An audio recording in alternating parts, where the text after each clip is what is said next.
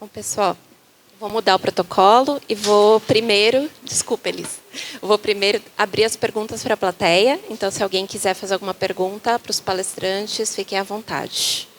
Se não tiver ninguém, se todo mundo estiver tímido, aí eu faço aqui.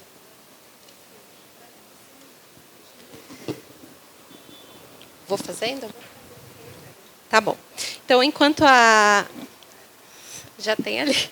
Enquanto a Elis rapidinho vai chegando aí com o microfone, eu vou fazer uma pergunta rápida, que eu fiquei curiosa um pouco, Inácia, sobre o efeito, né, possível do colírio.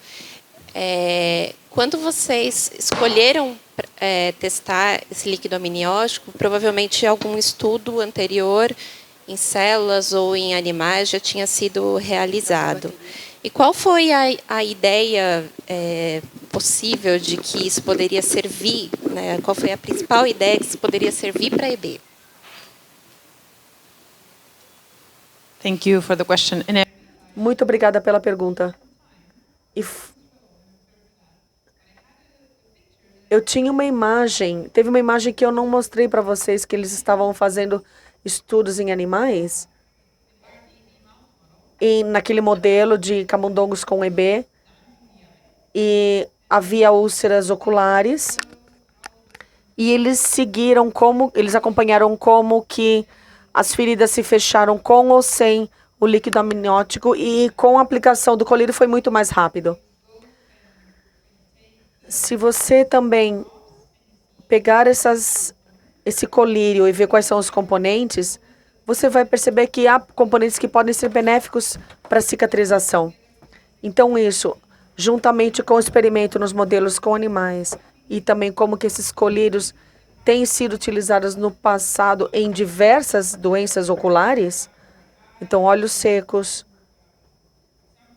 e exemplos que eu mostrei aqui também, nos faz pensar, por isso que a gente faz o teste clínico, que pode ser benéfico na redução do número de úlceras em pacientes que eles podem ter nas mãos ou nos olhos. Eles podem ter as úlceras, mas elas não serão tão dolorosas. Ou se você tiver a úlcera e ela leva 5 dias para fechar, então talvez com os colírios pode levar 1 dia.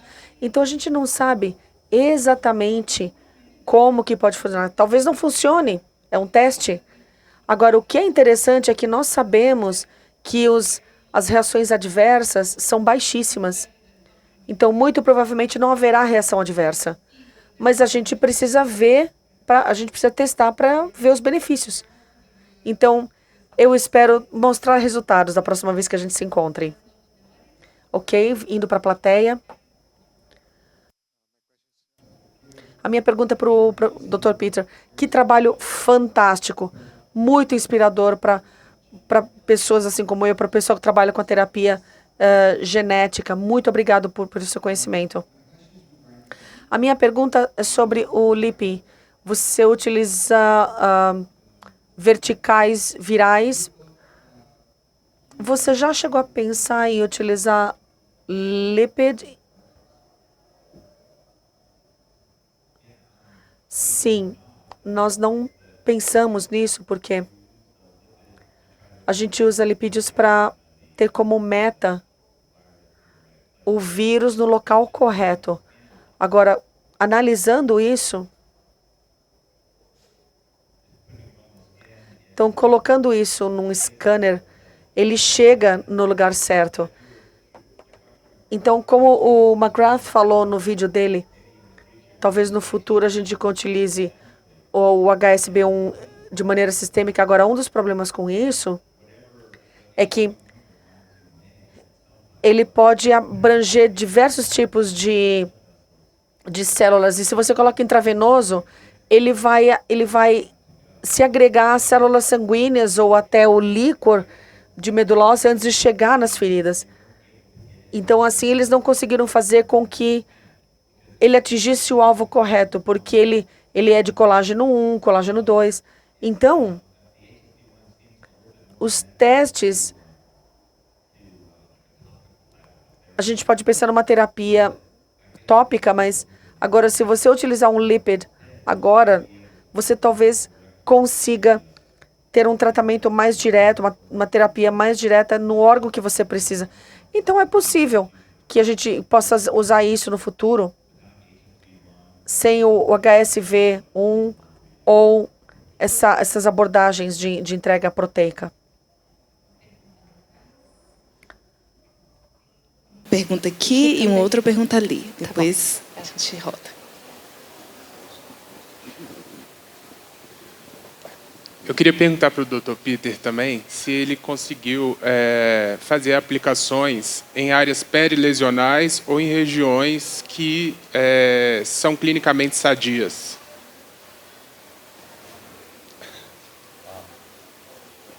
Yeah, could you repeat it one time because my microphone came loose. Sorry. Você pode repetir sua pergunta? O microfone que estava meio solto. Repete a pergunta, por gentileza. Se você conseguiu fazer aplicações nas áreas perilesionais, em volta da lesão, ou em área clinicamente sadia, que ainda não tem lesões de EB.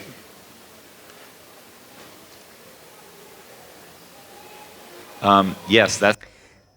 Sim, é uma das limitações que a gente tem do HSV-1. Você tem diversas camadas da epiderme, mas, como eu mostrei na última parte da minha fala, como que a gente pode utilizar um laser para fazer pequeninas incisões na pele. E é super não invasivo, é fácil de utilizar. A gente usa em pacientes de cosmética o tempo todo e eles toleram-se super bem. Então a gente faz esses pequeninos orifícios e a gente aplica ali à mão mesmo. E aí você consegue aplicar pele que não está infectada. Então é isso o que eu quero fazer para a gente tratar cicatrizações, mas pelo menos a gente pode utilizar nas mãos.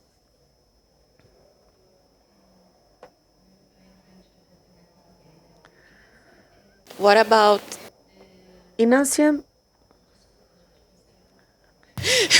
Vou falar em português, né? Porque essa é a ideia. O que você acha desse modelo, né, do Riacel de recrutar pacientes em vários lugares do mundo e fazer um acompanhamento, né, que às vezes para alguns países é um pouco difícil. Então, no nosso caso, aqui no Brasil, não entramos no trial do Riacel.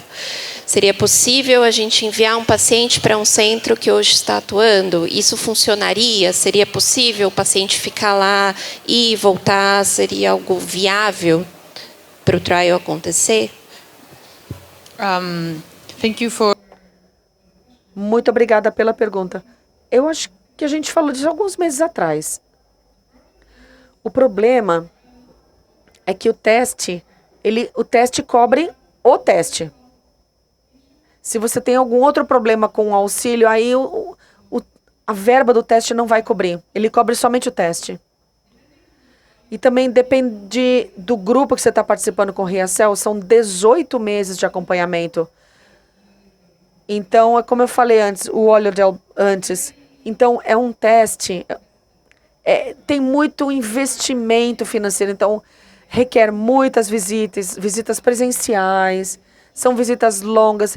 E cada uma das feridas vai ser gravada, todas elas. Então, o corpo inteiro e cada uma das feridas em cada uma das visitas. Então, a gente acha que cada uma das visitas, um paciente, uma visita, 2 dias com 3 médicos. Então, imagina isso por 18 meses.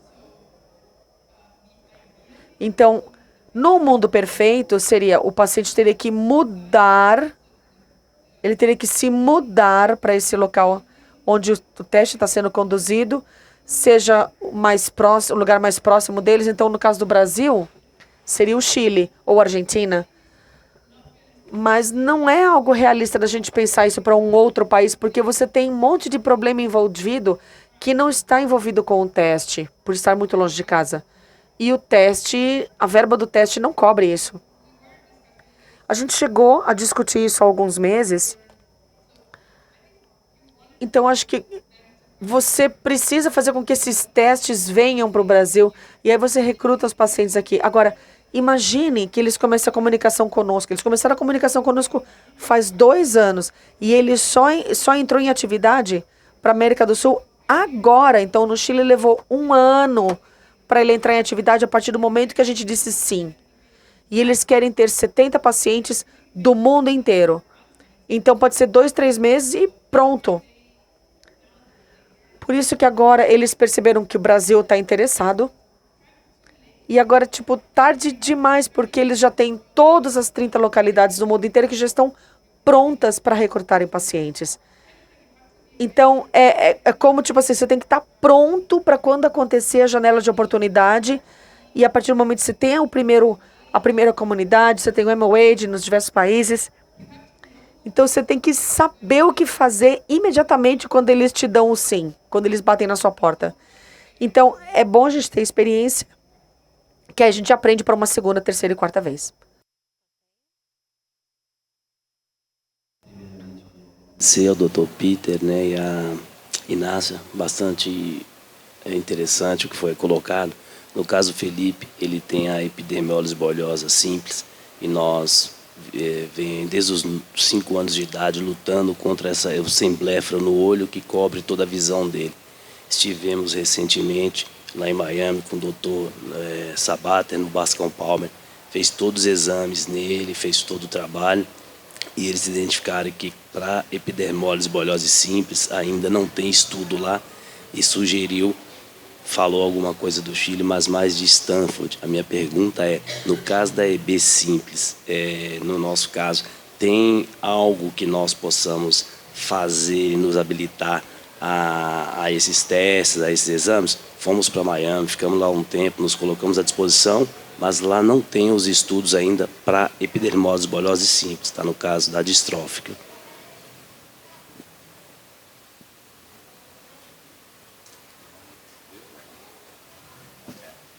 Well, Certo.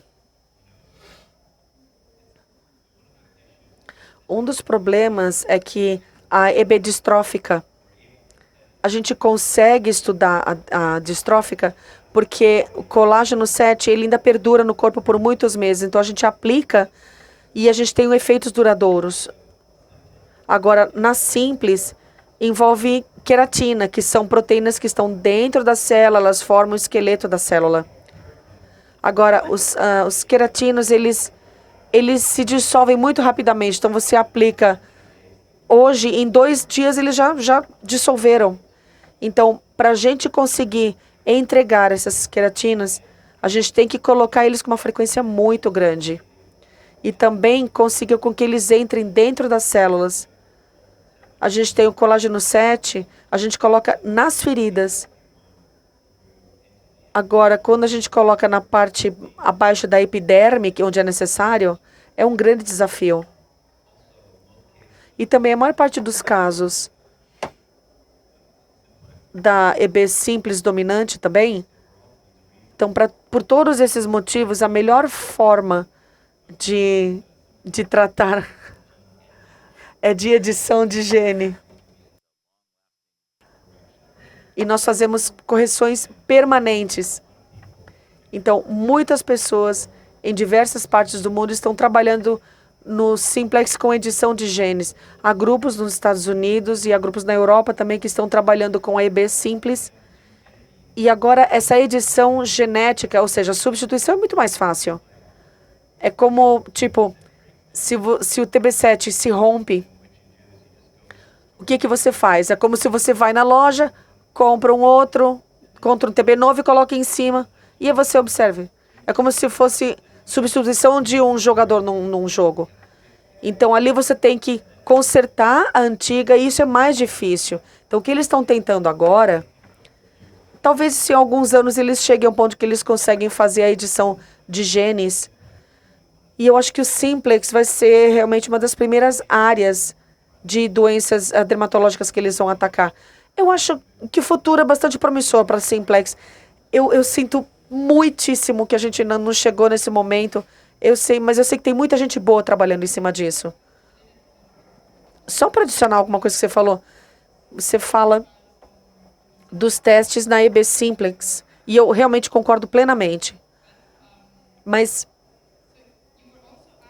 você também está perguntando sobre envolvimento ocular, não é isso? Você falou especificamente dos olhos.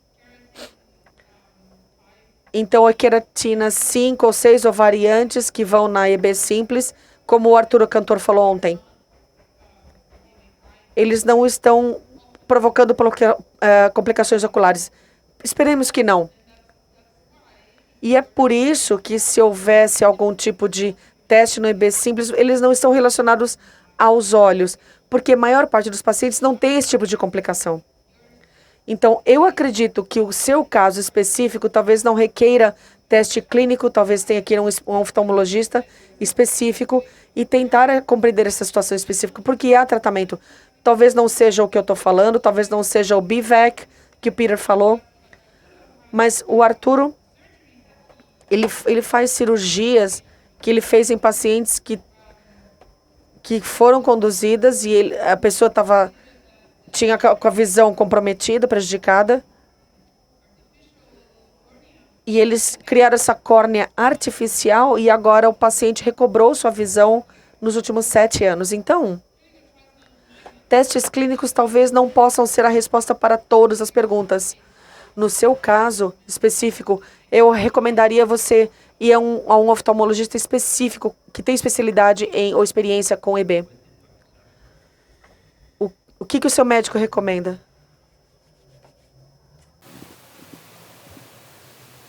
Legal. Obrigado pela pergunta. No caso do Felipe, ele já passou desde os 9 anos de idade, mais ou menos umas 12 cirurgias oculares.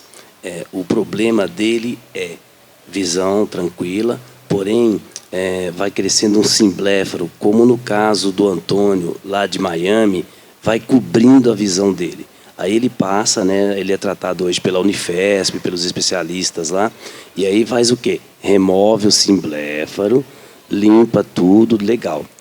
Daí um tempo, o simbléfaro cresce novamente e cobre a visão. Então, o Dr. Sabater conseguiu, com colírio e com Bivec, neutralizar o crescimento do simbléfaro, que é o que a gente está buscando para EB simples. Agora, recentemente, o Felipe ele fez a cirurgia, ele voltou a enxergar. Então, ele está enxergando.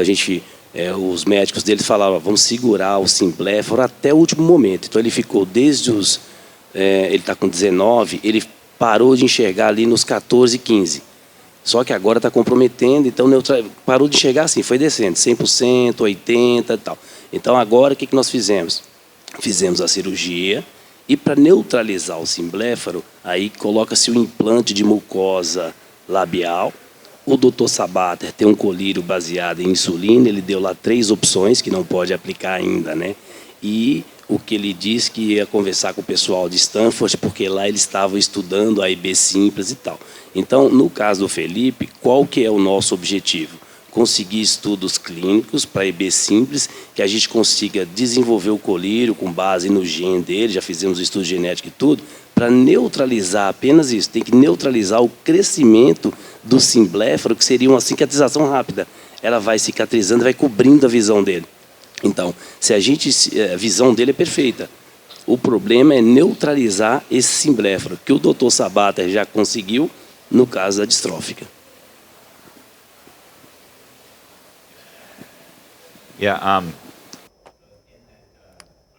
Então, nesse colírio que você menciona, você teria que um gene editado, uma reposição de gene para consertar os genes oculares. Mas, enfim, é uma ótima ideia. E eu acho que é uma abordagem incrível. E o Dr. Sabater é ótimo.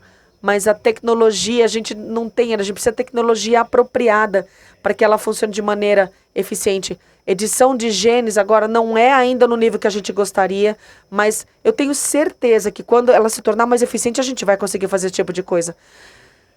Eu queria que a gente tivesse isso hoje, realmente, mas... Obrigada. Boa tarde. Eu não sei se a minha pergunta seria para o doutor ou para a Inácia, mas seria uma dúvida farmacêutica. Eles citaram o uso da losartana, e ontem foi citado também isso. Então, eu queria entender em que momento a losartana traria um benefício para o tratamento, ou como sendo um benefício mesmo para o paciente EB. Losartana, que é usada para hipertensão arterial, né? Então, em que momento ela seria benéfica ou como seria utilizada?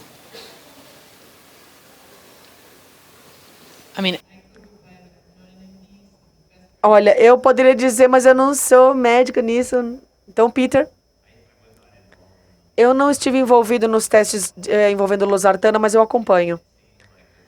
Me parece que é algo que seja seguro e parece reduzir a fibrose com o tempo. É algo difícil para estudar do jeito que o teste foi feito, mas ela parece ser segura e a gente reduz a fibrose. Então, eu acho que é algo que eu recomendaria para meus pacientes de EB distrófica. O ano passado, no congresso da Debra, a gente trouxe o Alexander Nistrom.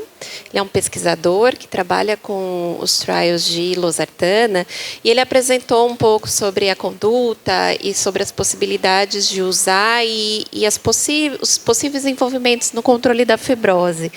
No nosso site, né, Leandro? No YouTube da Debra Brasil, está gravada a aula dele lá. Se você quiser assistir, seria ótimo. E aí a gente pode, depois que você assistir, tirar as dúvidas. Tá ótimo? Obrigada.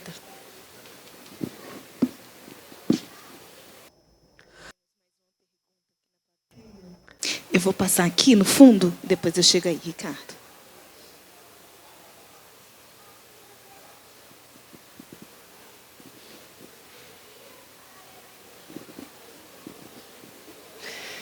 Minha pergunta para o doutor, nós gostaríamos de saber, agora tem um estudo então que vai ter início, né, agora mais recente, e nós gostaríamos de saber se tem a possibilidade de como fazer, né, para a gente conseguir introduzir uma paciente que nós temos, talvez, como uma amostra, né, uma pessoa que pode talvez se beneficiar, se tem essa possibilidade. Somos aqui do Brasil, né, mas gostaríamos de saber se tem essa possibilidade da gente inscrevê-la no estudo. Which study are you talking about? Que estudo a senhora está falando? A senhora não mencionou o estudo, senhora.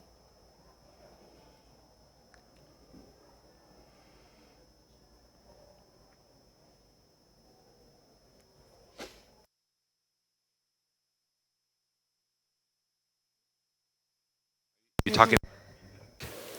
É o do É o BVAC? PEC. Okay. Well, Sim.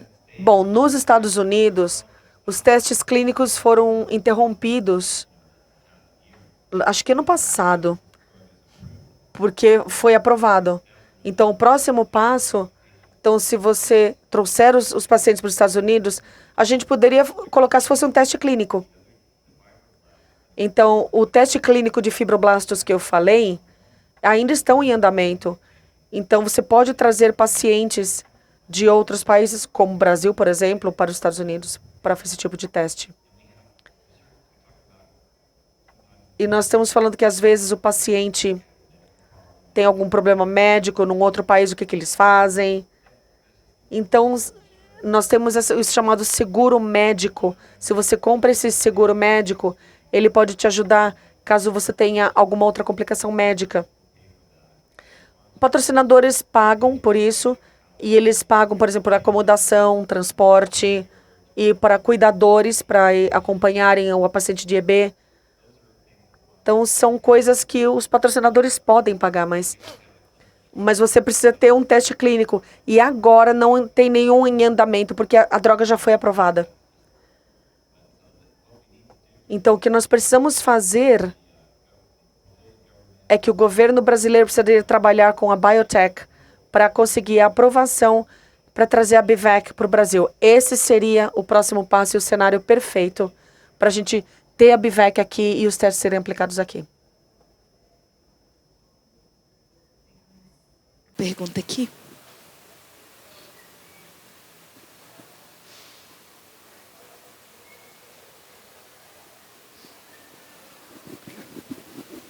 Só um rápido comentário para a Priscila e para a Janine sobre o trabalho do Exoma 400. Vocês citaram, né, toda a mudança aí para as famílias, para os pacientes e para o manejo clínico, né, mas eu queria também destacar a importância absoluta desse estudo para os estudos de terapia gênica, né, em diversos níveis, né. O primeiro nível é ajudar nós, pesquisadores, a saber qual é o alvo que a gente deve perseguir, né? Sem saber qual é o perfil mutacional dos nossos indivíduos de pesquisa, como a gente vai conseguir desenhar uma ferramenta adequada, né? Então, caracterizando a população, a gente tem muito mais noção de onde conseguir atacar, onde a gente consegue desenhar a ferramenta.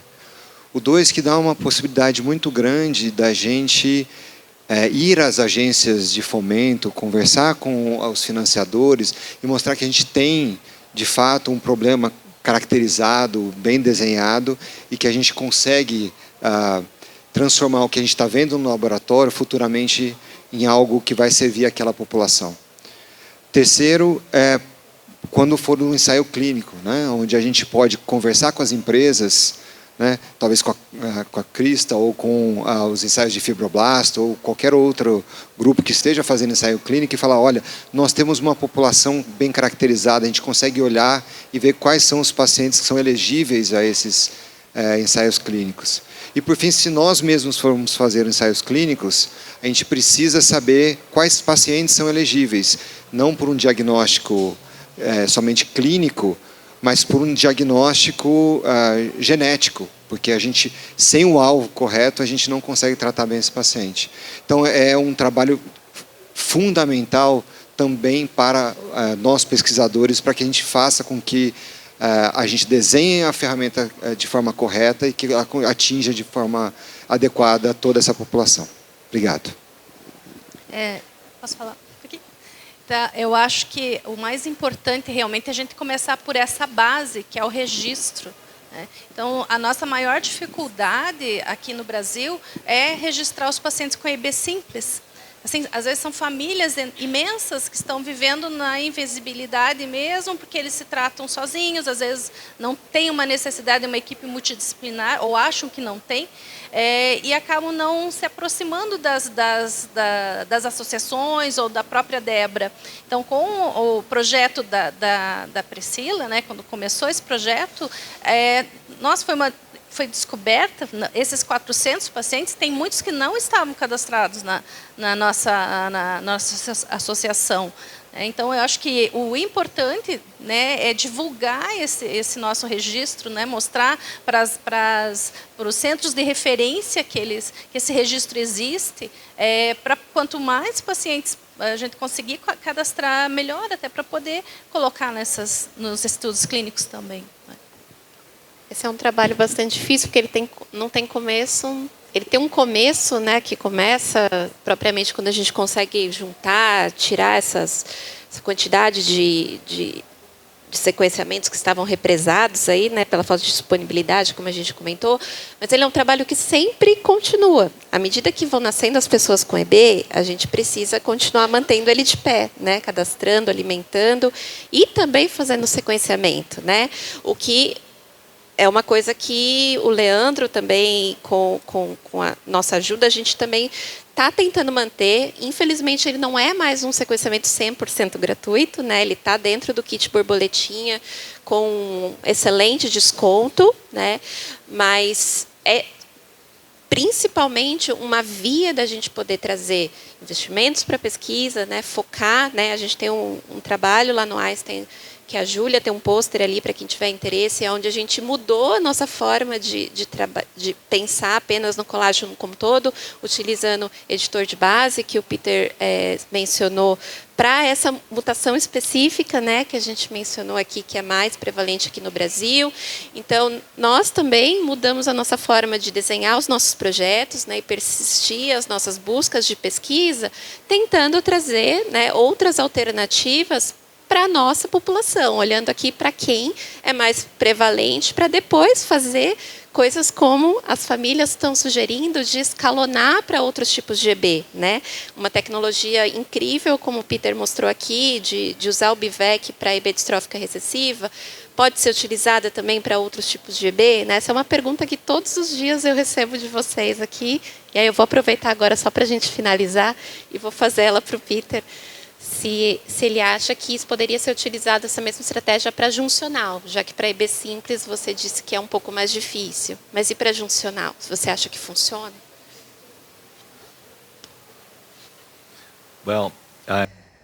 Sim, não sei.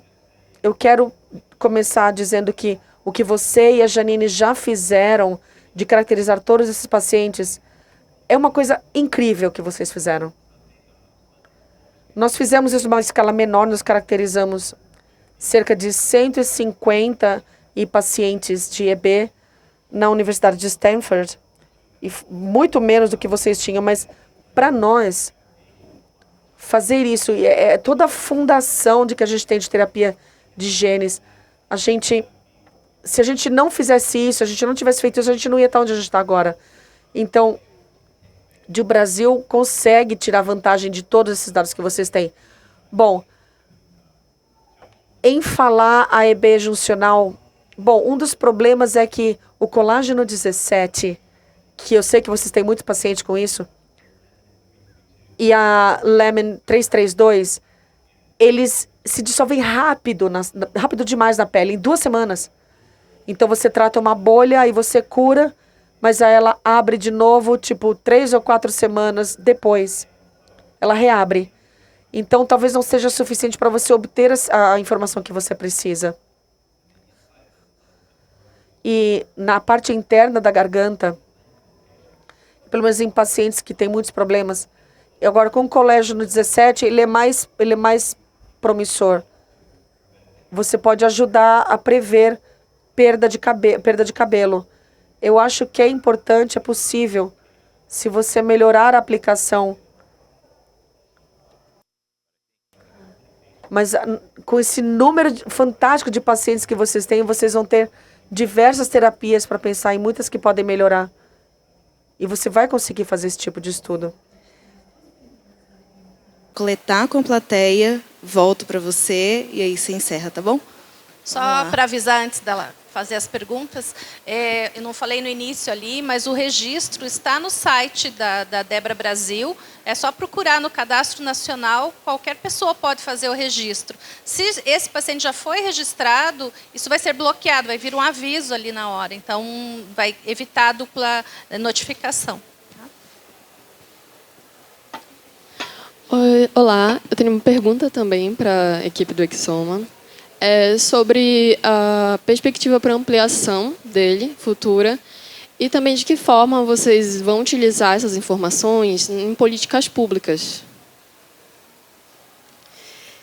A parte das políticas públicas eu vou deixar com o Leandro para responder, tá bom, Laura? Você pode falar, Janine.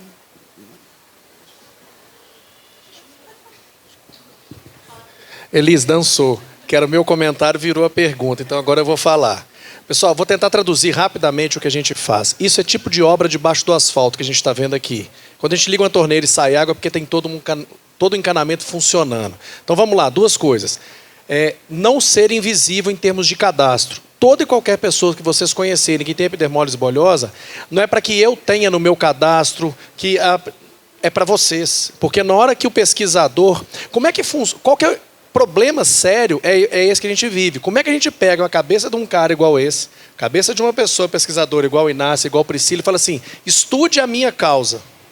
Esse cara tem problema para estudar vários. Como é que a gente faz para ele ser o nosso? Sendo organizado, quando a gente tem relevância, quando a gente tem referência. E é isso que a gente está fazendo. Então hoje a Janine mostrou um cadastro com quase 1.400 pessoas, o Dr. Palio apresentou que no Brasil...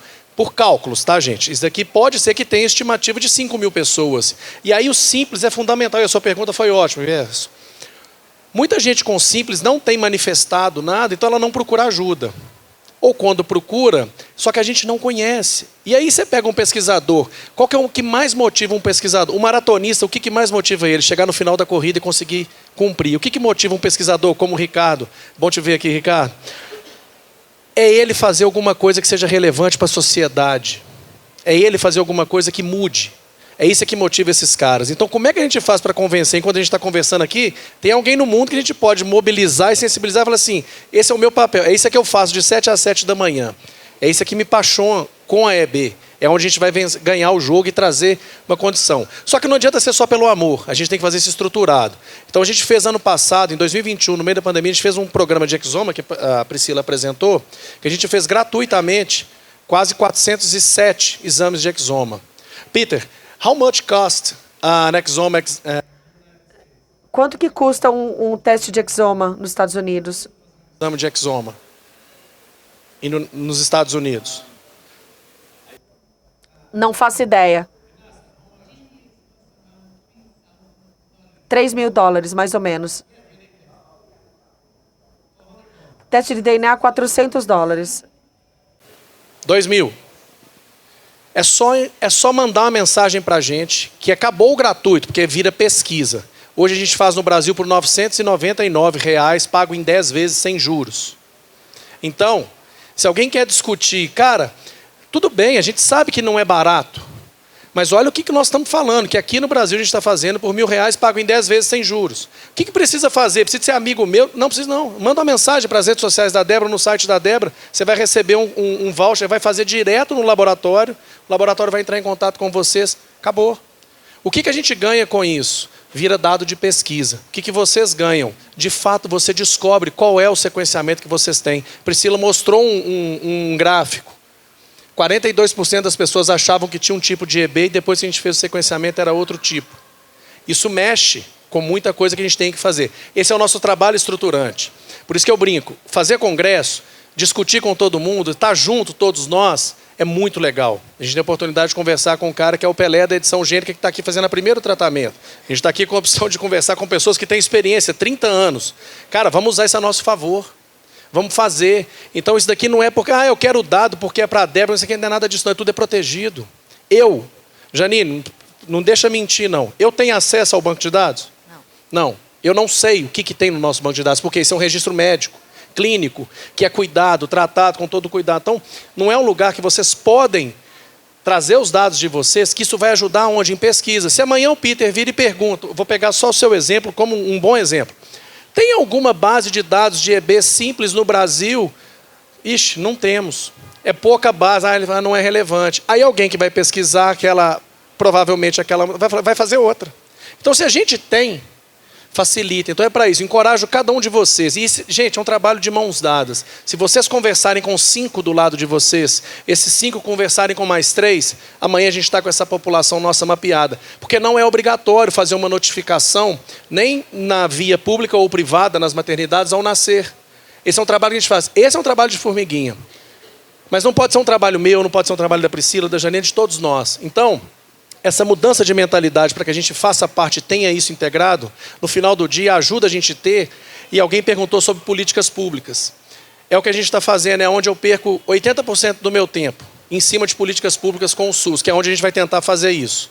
Vem boas notícias, mas eu prefiro prometer menos e entregar mais. Eu prefiro, enquanto as coisas avançarem, e não é fácil, não é lento, nós temos um dos primeiros protocolos aprovados, pode xingar, um dos primeiros protocolos aprovados em dezembro de 21.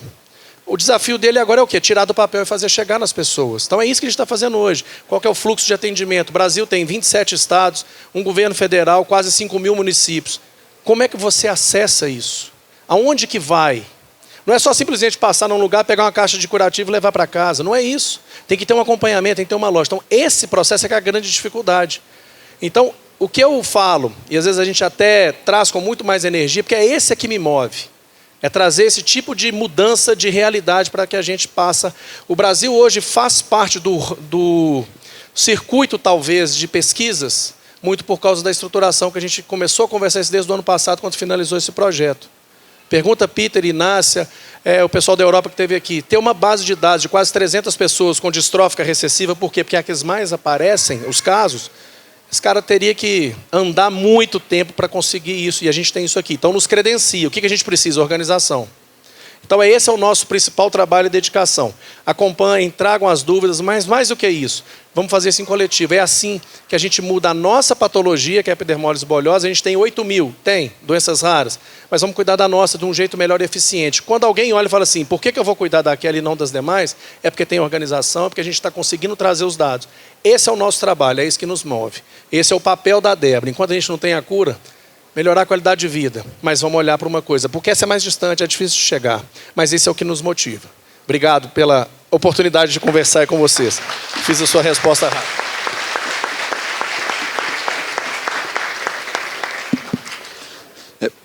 My question is to Peter. Here. A minha pergunta é para o Peter. Você falou da dificuldade de entregar a Bivac nas mãos. E o que me veio à mente é, seria possível começar a colocar essa medicação de você colocar isso de maneira entrópica enquanto você opera. Não, na verdade a gente faz isso. Ouvindo a sua fala ontem, fiquei muito interessado. Você tem uma abordagem que é muito semelhante ao que nós fazemos em Stanford. A gente faz com o Amy Ladd e a Patricia Fox, que faz o mesmo tipo de abordagem que você faz. E eles deixam a ferida secar com uma intenção secundária. Em 1 ou 2 semanas depois da cirurgia, então tem tanta drenagem que é feita ali, você tem que manter as feridas abertas melhor dizendo, separadas por 1 semana, mas cobertas. E aí o Bivec seria diluído e aí ele funciona bem. Mas ainda tem mais drenagem depois de 1 semana. Agora, depois de umas 2 semanas, aí sim a gente consegue aplicar o Bivec. E a gente faz isso. A gente faz ela diluída com plástico, sob plástico, nas áreas afetadas. E a gente começa a fazer os estudos de movimentação para ver se faz diferença e reduzir a recorrência. Leva muito tempo para mensurar tudo isso, mas a gente está começando. Agora, um dos problemas é que depois de algumas semanas as feridas cicatrizam e aí a gente não tem mais como usar o Bivec. A janela se fechou. Mas essa é uma abordagem que a gente está tentando buscar. Você vê depois da cirurgia. Mas seria melhor ainda utilizar em crianças mais jovens, de 2, 3, 4 anos, antes que isso começasse e impedir a progressão da doença. Então, são 2 formas diferentes. Então, pacientes adultos, de tentar usar depois da cirurgia nas mãos, e pacientes mais jovens, de tentar impedir a evolução da doença. Principalmente pela participação de todos vocês. Vou encerrar esse painel, mas os palestrantes continuarão aqui aí até a hora do almoço para fazer mais perguntas, caso vocês queiram.